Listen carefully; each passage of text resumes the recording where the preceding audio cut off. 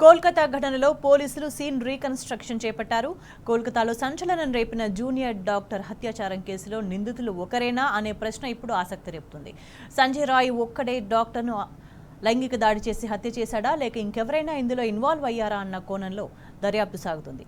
బాధితురాలి తుది post mortem విడుదలైతే ఈ కోణంలో మరింత క్లారిటీ వస్తుందని పోలీసు అధికారులు చెబుతున్నారు. ప్రాథమిక పోస్ట్ మార్టం, సీసీటీవీ ఫుటేజ్, విచారణలో నిందితుడు చెప్పిన విషయాలు, ఇతర సాక్షులు చెప్పిన ఆధారాలతో సీన్ రీకన్స్ట్రక్షన్ చేసినట్లు చెబుతున్నారు బెంగాల్ పోలీసులు.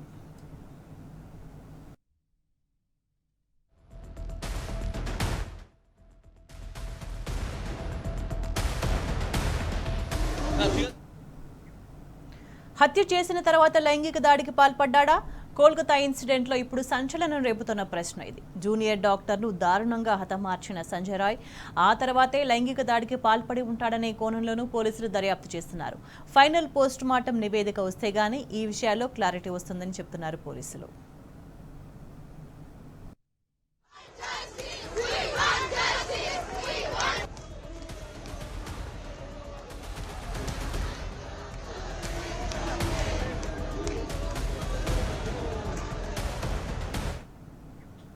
సంజయ్ రాయ్ ఒక సైకోనా? అతని మానసిక స్థితి ప్రమాదకరంగా ఉందా?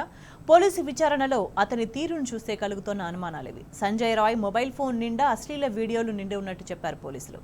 అతనికి ఇప్పటికే 4 సార్లు పెళ్లి జరిగినట్టు విచారణలో తేలింది. ఇక దర్యాప్తు సమయంలో సంజయ్ రాయ్ సైకోలా బిహేవ్ చేసినట్టు తెలుస్తోంది.